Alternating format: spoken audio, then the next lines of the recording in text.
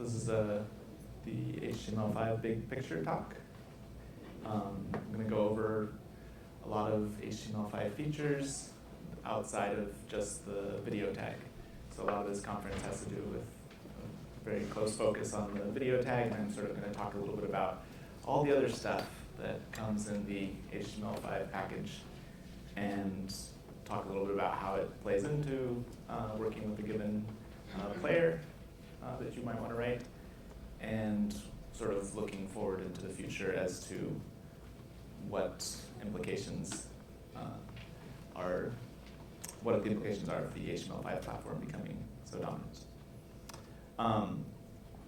Here's the basic overview. We're going to look at the HTML5 platform.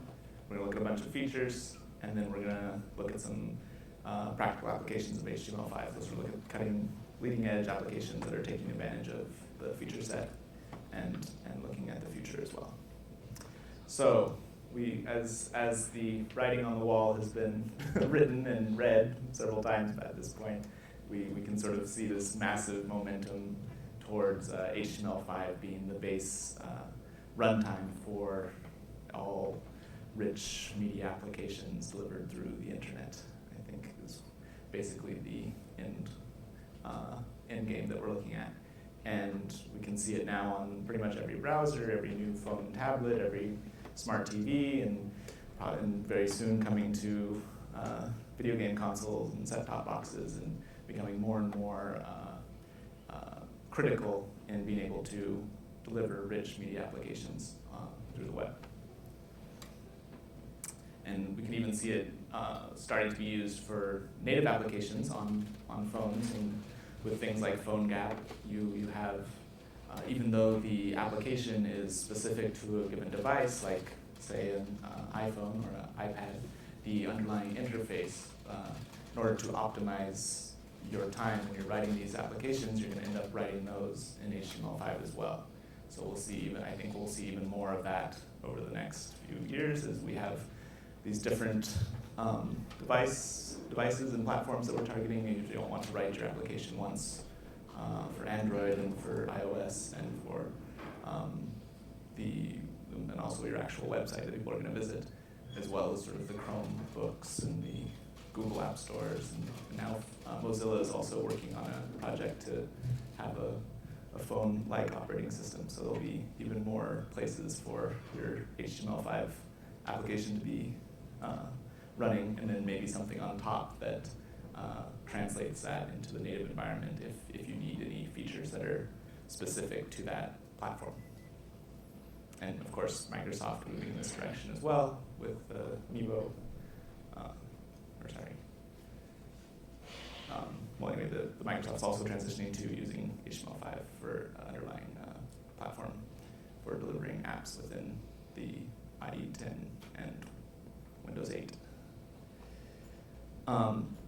This is a chart I like to show because it sort of highlights sort of the rapid feature proliferation. So just from a few years ago, if you rewind to 2008, we were on Firefox 2, we were on IE 7, and Chrome hadn't even come out yet.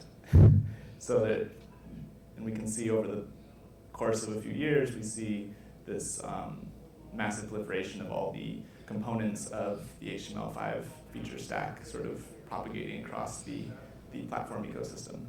So it's kind of a fun little chart there. And HTML5 is growing fast, as that chart shows. Not only in addition to the market share growing very quickly, the feature set is also expanding as well. So this chart is old. You notice, even though it's from 2011, we only have Chrome was only on, Firefox was only on version 4, which they're now on like 7 or 8, or who knows what number they're on. And Chrome at this point in time is also much older. We're getting into the point where we have these browsers that are constantly updating their platform, so it's difficult to keep track of all the features that are being propagated right now. But we'll give it a try, and we'll go through all these features and see what they're useful for, and sort of give you a high-level one-slide overview of each of these components. First, we're going to look at sort of the JavaScript, the development of JavaScript APIs that have extended the base JavaScript runtime with additional tools and components that you can use when building web applications. This goes from like client-side storage to communication, real-time communication with WebSockets, and integration into the desktop with drag and drop files and desktop notifications, as well as file APIs where you can directly manipulate files, something that wasn't previously possible, and geolocation, which is more useful for mobile devices, of course, but all relevant in the HTML5 platform. Here's a basic version of a web storage. This is how you would store some values on a computer, on a browser. And this is sort of like super cookies. We all are familiar with cookies where you can sort of store a bit of information on the computer, but this sort of opens it up for storing more information and building applications that are a little bit more resistant to the browser crashing or something. Like if you're in the middle of a web form filling it out, you can save this. You can save that data to the local client before it even sends that data across the net. So just that allows you to build a little bit more robustness into your web application. Websql databases, I don't know if this will really pick up that much. It's not supported in Firefox, but it is supported in the WebKit-based browsers. It enables you to do sort of simple, we'll have client-side databases, which again is useful for offline applications. It may also be useful in the type of applications that you would see when you're writing one for a mobile device where you want to do data interactions on the device locally, and then push that up to the server or be able to do quick response on a local library of information for a particular mobile device where you don't always have the network readily available, or there's some delay in communicating to the server.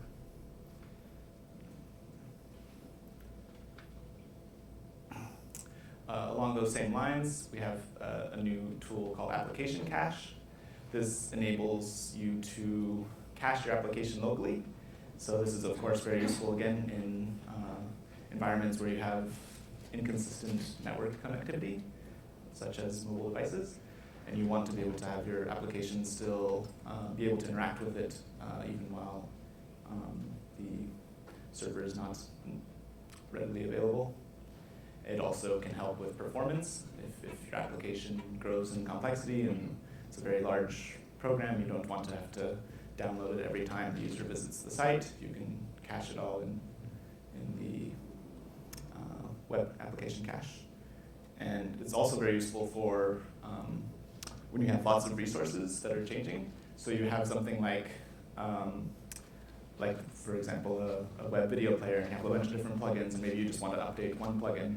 You don't need to use the whole thing again. You can reference that particular resource within the manifest and just push out a new version for that piece of your overall application. Web workers, also a very useful tool for the modern rich web application. This enables you to do calculations outside the main thread. And the demo they have here is they're just charting some you see all these dots on the map. They just chart the locations. If we press it without web workers, you notice the map becomes non-interactive now, because the thread of the browser, the primary thread of the browser, is now focused on drawing those connections between those points and assuming it does it. There we go.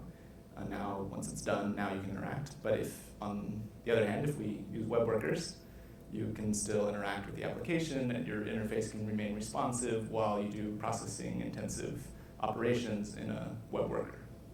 And that's, of course, useful for any time your application is doing anything that's resource-intensive.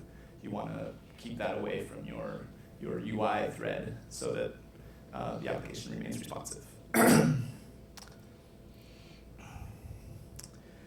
And we have WebSockets, which we mentioned in the overview there. And these are useful for doing the communication to a browser. So normally you have this AJAX type style request where you do a push and the server gives you a response. With web workers, you can sort of set up asynchronous communication between your browser and the server, and enables you to do sort of more real-time-ish communication with the server. So if you wanted to like stream, it's for like doing chat or eventually streaming input. So maybe you have some input from your device and you want to stream that to the server. That's also useful. It shouldn't be confused with WebRTC, which is another standard which enables you to communicate directly with other peers, and that's going to be used more for VoIP applications and video chat, but that's not as well developed yet, so we'll get into that later.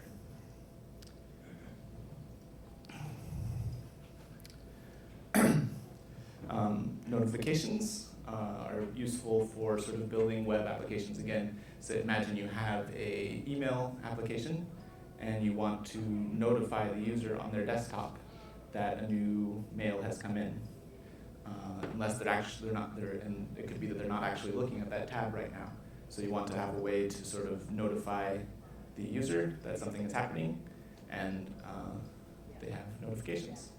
So and once you allow the application to do notifications, it will then be able to tell your desktop like, hey, you got a new email. Or in the case of a phone, it'll have a step, it'll, within the Android, for example, you have the top bar of your browser, or the top bar of your UI that has like little notifications, and that's how you address that space from within the browser. And it's really useful so that you can build applications that have life outside of that particular tab, or life outside of that that page being open. And drag and drop, which we're all familiar with, but there was a lot of hacky implementations in HTML4, and it got sort of cleaned up in HTML5, so you get a little bit more rich data about the type of things that you drag about,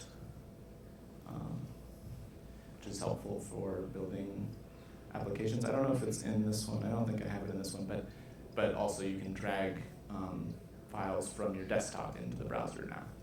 So it's able to handle drag and drop from the desktop environment, again, all going towards this idea of building complete real web applications in the browser. The file system APIs, of course, are able to write to data like a file, so you can generate files to, like when you save a document or you want to open a file, you can read those files locally. You don't have to upload them to the server before JavaScript can begin to interact with them. So you can have sort of raw file access. We've used that in a few projects on Wikimedia, for example, on the upload interface. Once you pull in your image assets, we're able to read the EXIF information and the geolocation stuff and do an AJAX call to get the geo coordinates of that photo all in JavaScript before we even upload it to the server.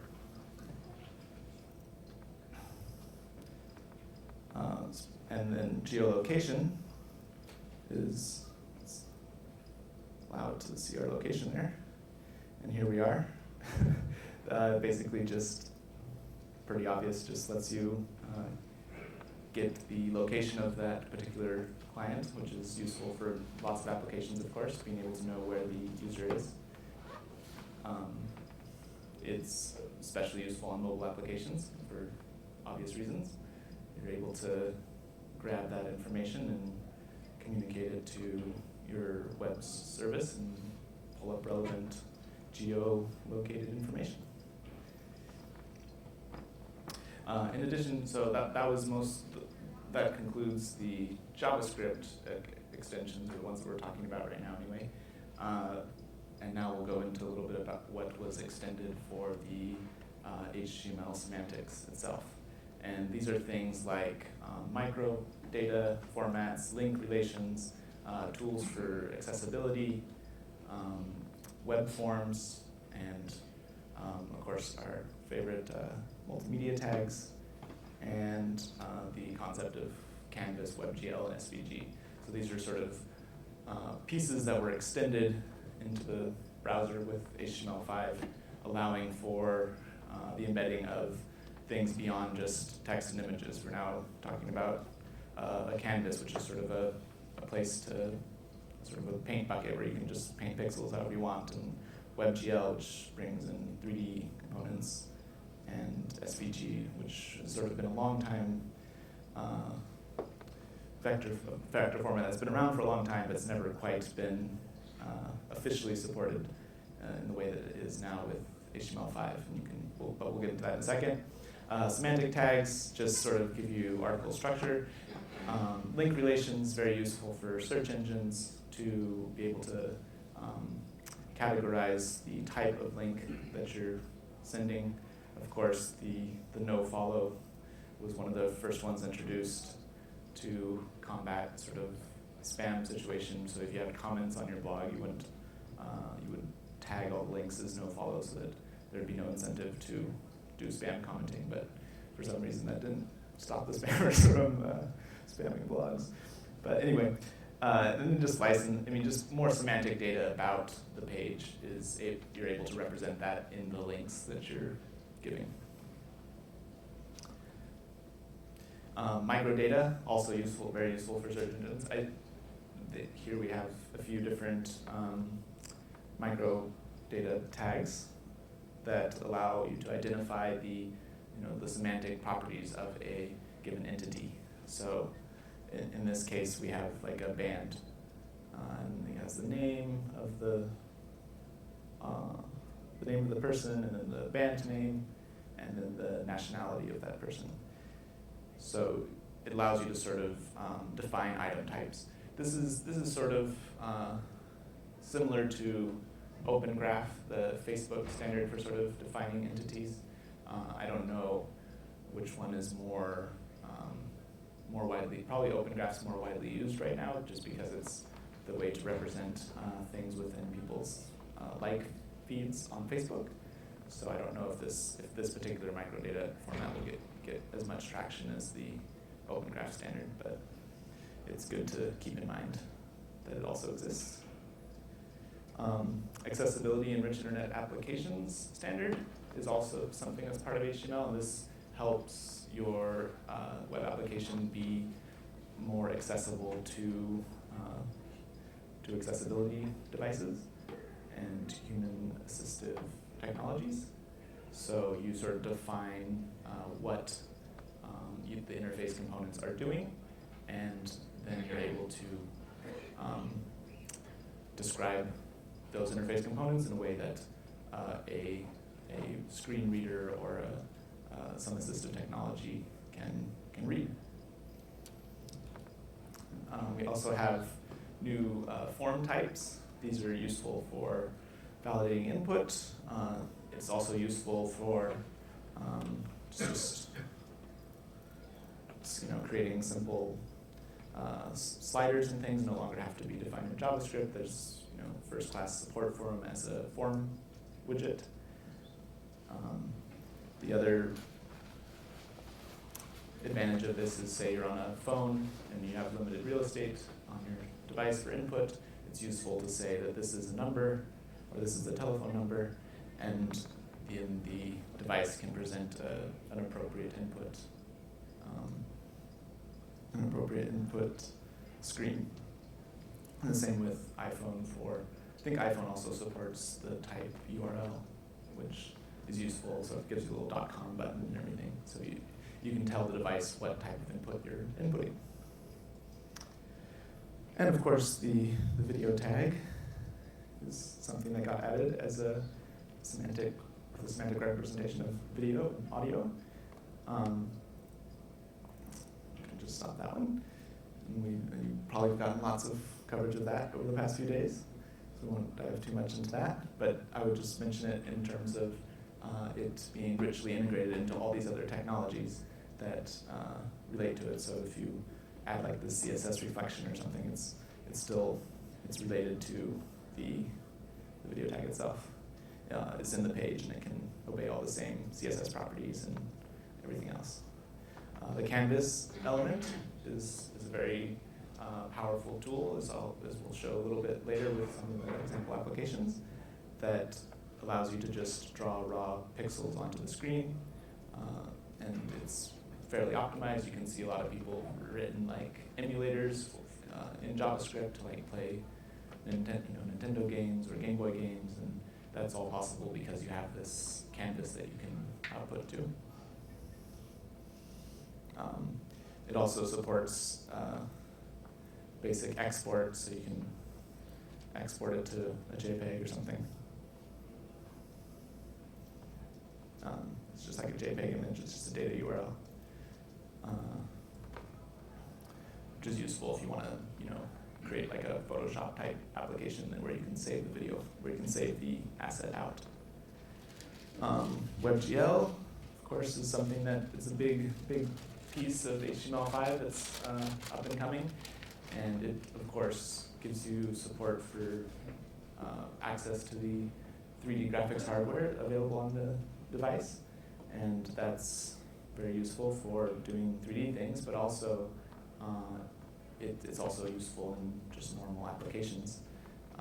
But which will show an example. I don't know if people have seen that the latest Google Maps now uses WebGL for its rendering, so the performance is much better. We'll show that in a second. SVG, you can finally use SVG inline in HTML documents. This was a big boost to the format, because before you had to have very strictly defined SVG objects, and they weren't easy to address in JavaScript. It wasn't as easy to just build them out dynamically with a JavaScript application, but now it's much better supported. So you're able to make use of SVG graphics without too much headaches. And here's another SVG example. Just the famous Tiger SVG file. CSS also underwent a lot of improvements in the HTML5 specification process. We have CSS selectors now, so you can set up simple even odd row coloring, or new font support, so you can do web fonts that can get delivered through the web browser, so you actually can do custom web fonts as well. It's very useful for creating a particular design that you want to deliver. Improve text wrapping support, columns, number of columns for article text. Also just lots of little tools that make it a lot easier to do the things that we were sort of already doing, but with a lot of hacks. This makes less hacks, which is good. This is sort of some of the more fine-grained text controls, like the text stroke property. Not all these CSS properties are fully supported across all the browsers yet, but it does seem to be headed in that direction fairly quickly. The independent opacity of a background versus the font itself, which is useful for creating integrations of text on imagery.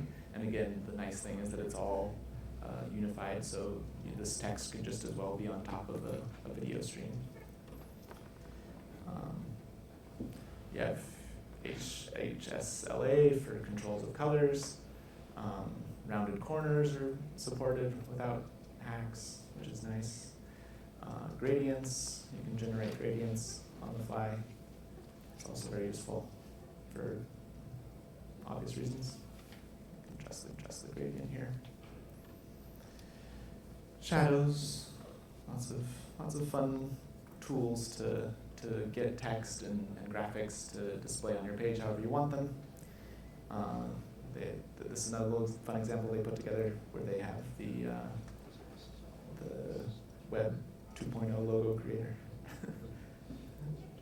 It's all easy to do with these technologies.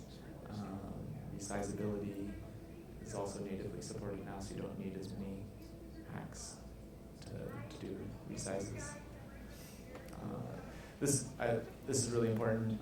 CSS transitions and CSS animations allow the browsers to optimize graphic animations and things. So you're able to, on the particular device, you're able to go directly to the graphics hardware as opposed to animating through JavaScript, which could be slow.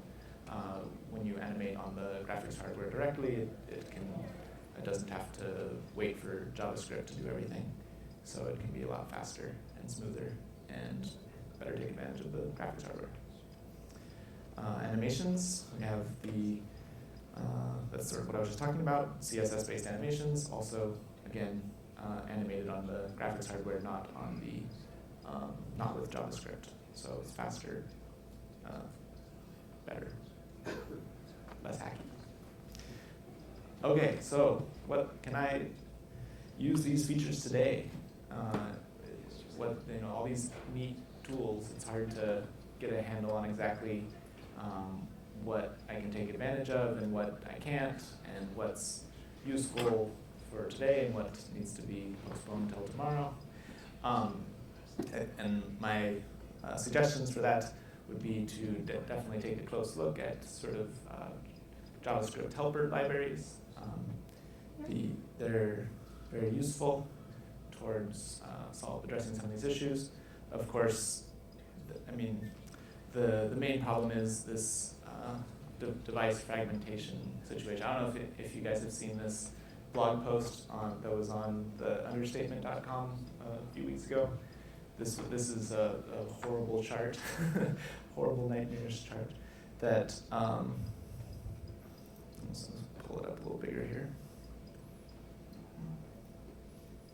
This just shows the support drop-off for Android devices, which gives you, this is probably like the worst case scenario situation that we have right now in terms of trying to deploy a web application.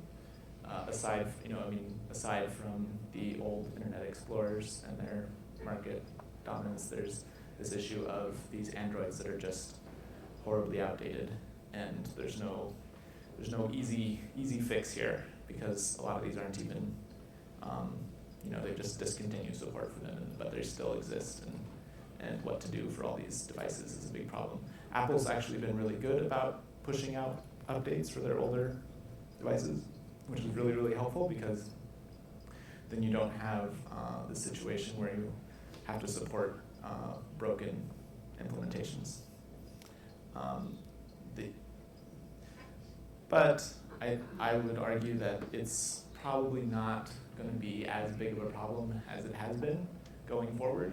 Yes, we've had to deal a lot with a lot of pain with Internet Explorer 6 and 7, but we're sort of in a transition nowadays. You can see it now with the desktop browsers, and I think it'll carry over into the mobile devices in terms of more frequent updates and more consistent updates of a browser-based platform for all of the mobile devices as well, just because it's just going to be very critical to be able to deliver the type of applications that are going to be present on the web. You just need an up-to-date browser, so even if the whole platform can't be updated, say the Android is stuck at 3 or whatever it'll be a year from now, you would at least hope and see browsers updating for those devices. And you can see it a little bit with the Firefox for Android, or they'll probably be porting Chrome over at some point soon. So we'll have a more complete platform available across these devices, even if the whole operating system doesn't update as frequently as we would like. So we'll not have the 10-year support cycle of IE6 anytime again. That was probably the Windows XP will probably go down as the longest running operating system ever, and we'll never have that situation again, just because we've sort of transitioned into a network connected world where we can just push out these updates all the time. So it's just not going to work that way anymore. And as mentioned in the overview slide there, JavaScript libraries are your friend. You want to try to abstract away as much as possible all the time so that you can focus on what your application does, not all these underlying plumbing issues and inconsistencies among browser vendors. There's some example JavaScript libraries that help you detect the type of features that are available, like the modernizer is a pretty good one. It has pretty good support for detecting all the different types of features that are available in modern browsers. The other,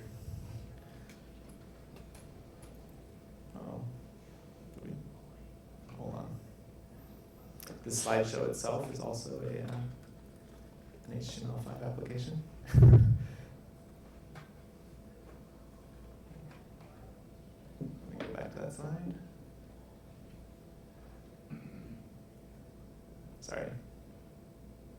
Okay.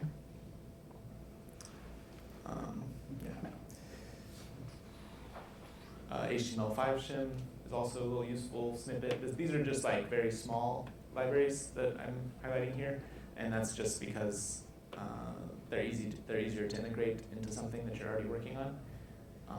If you want to integrate a full feature complete wrapper for a particular component like the video tag, there's a lot more libraries to look at. We run this website called HTML5video.org, and we've sort of cataloged all the major HTML5 video players and sort of outlined a bunch of their features. I mean, this is just some of the features, but it's all done with Semantic Media Wiki, so you can sort of select different features across different players to sort of figure out which players have what features. You can see here, I'll open up one of them. And we also have all the players demoed on the site as well, so you can see what they look like, a bunch of information about them. But that's sort of like the type of tool you'd want to look at for cases where you want to abstract away a lot of the underlying issues with a particular feature, in this case the video tag, which I think is most pertinent to folks here.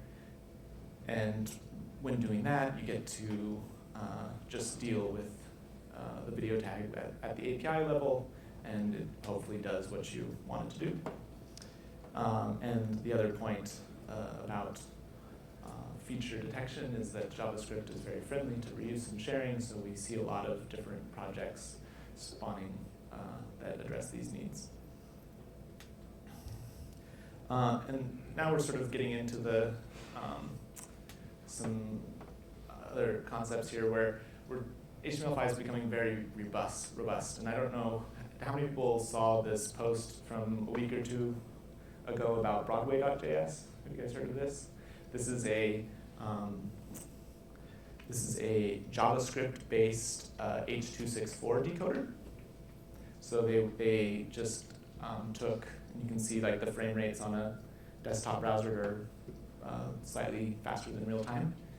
And they took a C-based H.264 decoder and cross-compiled it to JavaScript, threw it in the browser, and now you can play H.264 even if the browser doesn't support it natively.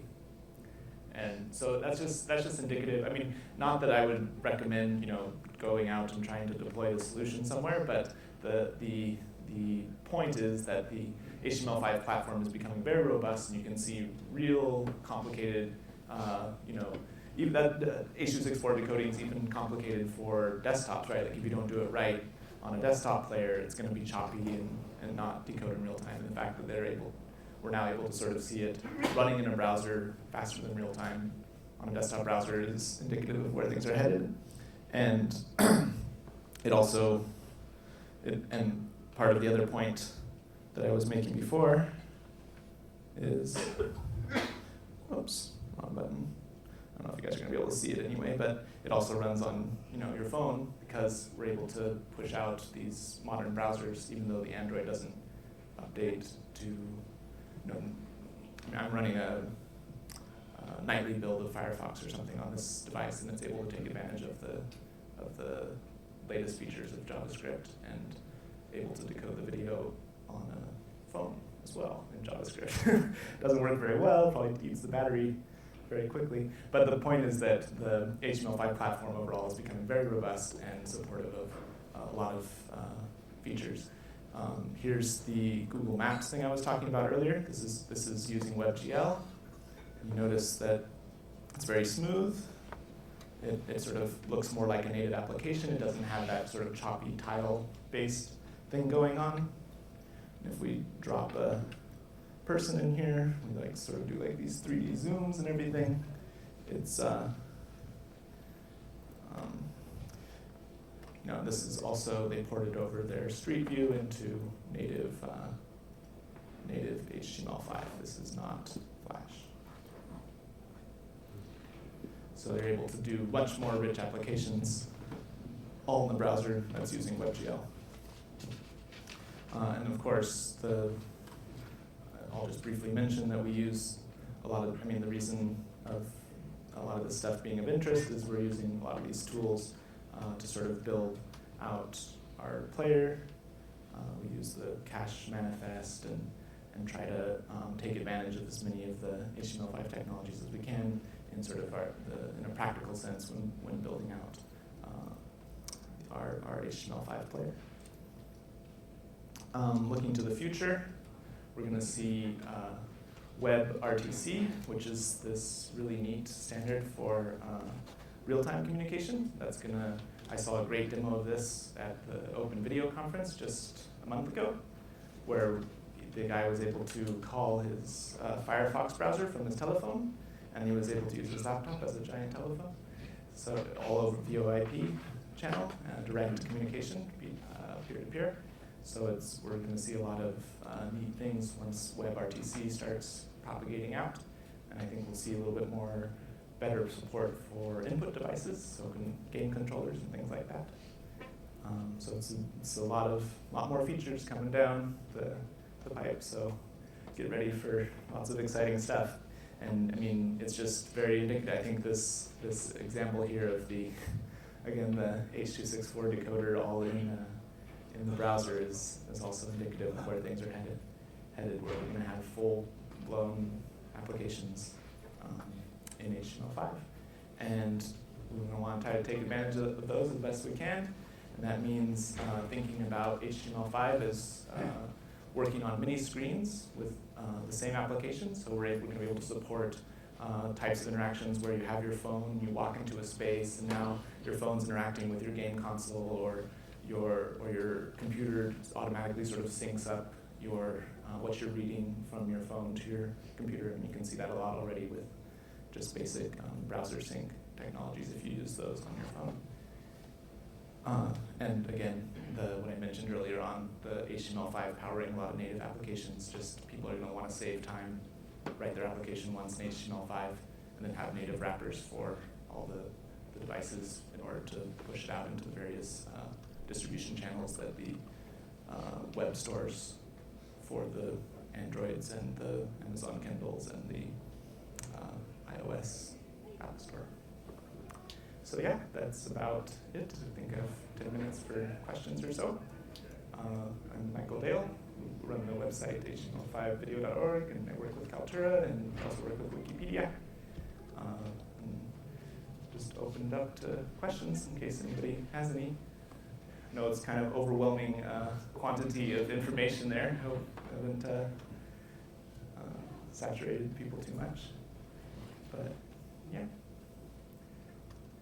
It doesn't have to be a question specifically. It could just be some thoughts on the matter. Which browser does the Google Maps demo run in? This is Chrome 15. This is the release version of Chrome. Does it only work there? No, it also works in Firefox. If you have a nightly of Firefox, okay. It also works in the. May work in Safari. I don't know what Safari's WebGL support is like, but it does. I have seen it working in Firefox. Yeah. What's the proportion of HTML5 capable browsers out there installed that's working on Google's? So earlier we saw a chart that put it at about 45%.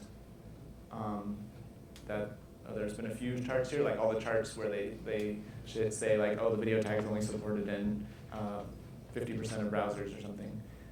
Another chart had it at 65%. I guess it depends how exactly you measure it, but it's definitely growing fast.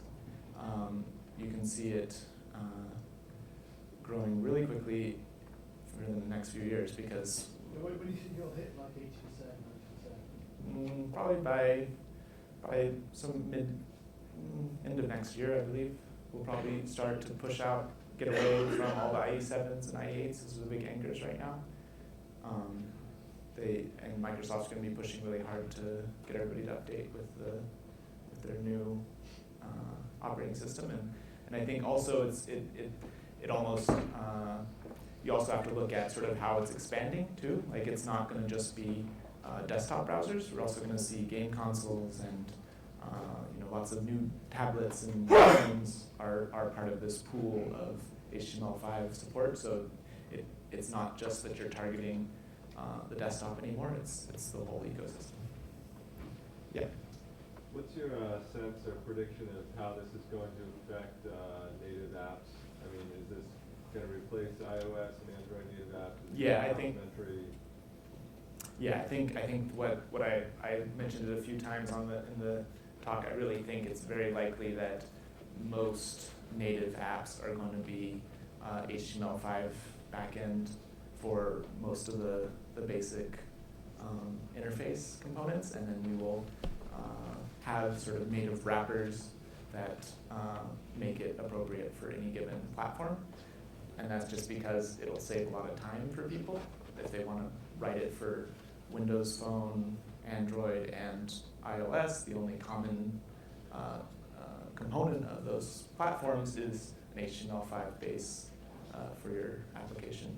And so then you can write it once and probably get 95% there, and then you have the 5% native wrapper tool like PhoneGap or Acceler, whatever Titanium. Yeah, that application, that system as well, that will wrap and bridge those gaps. Like say you need to take a photo, or you need to do something, or you need to play some graphics that need an intro graphic or something that needs high acceleration or native support. You can mix and match HTML5 with the native capabilities of that device if you need them. Yeah. So we're working on a project that's very video heavy, and we're trying to create a single HTML5 website for as many platforms as possible. But one of our key use cases is actually in the developing world and in the Middle East and Africa. And I just read a Wall Street Journal article about smartphone usage in Nigeria just exploding. Right. Do you have any thoughts about kind of best case for trying? We're trying to get the widest reach for a very video heavy site, and we're still doing renditions in Flash. I'm imagining some like ancient Dell in the middle of Tanzania running IE6 or something. Some users are just going to be inaccessible. But what are your thoughts about trying to get that broad reach, and how far some of the other parts of the world are coming in terms of the browser background?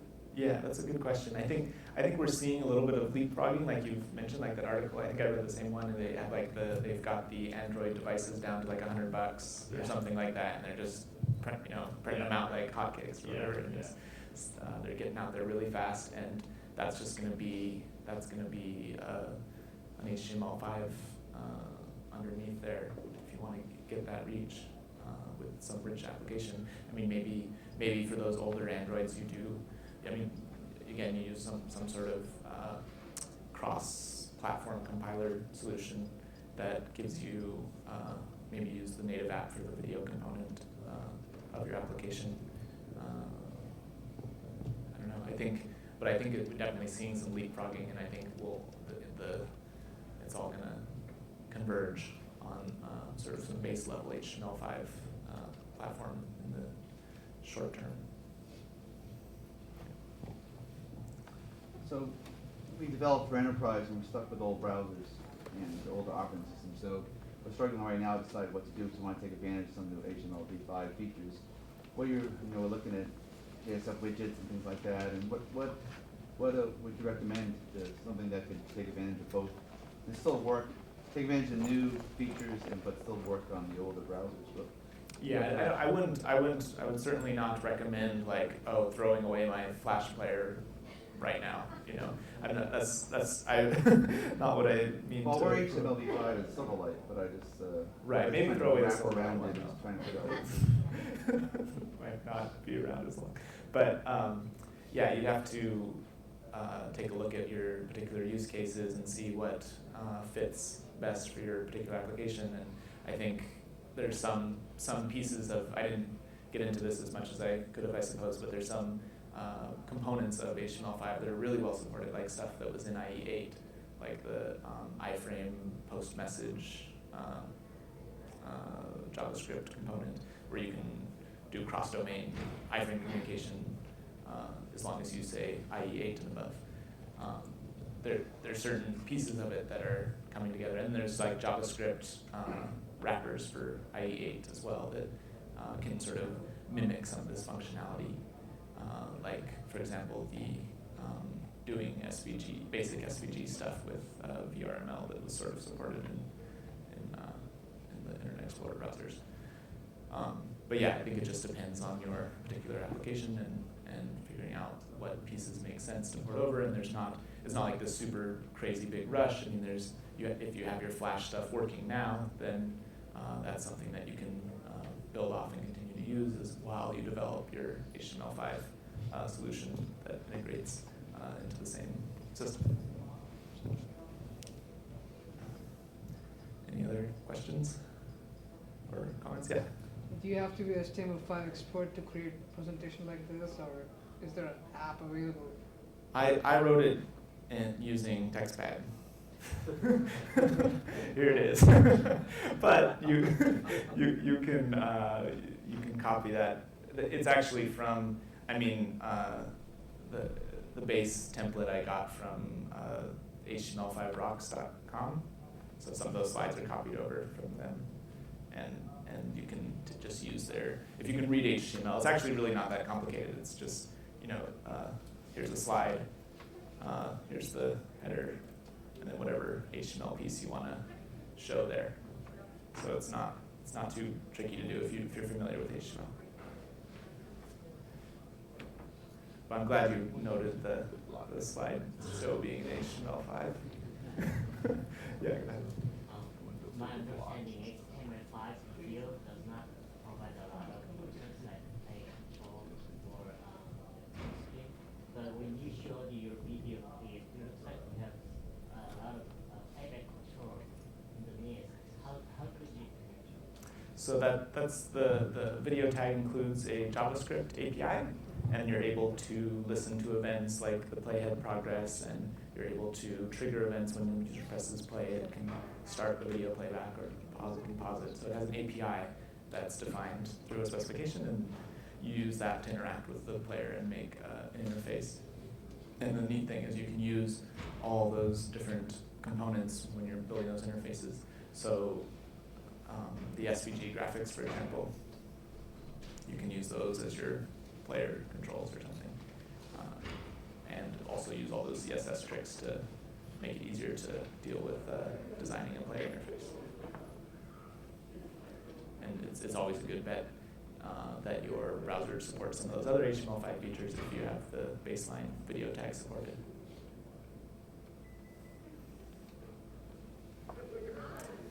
Any other comments, questions? I guess we're moving on with the day.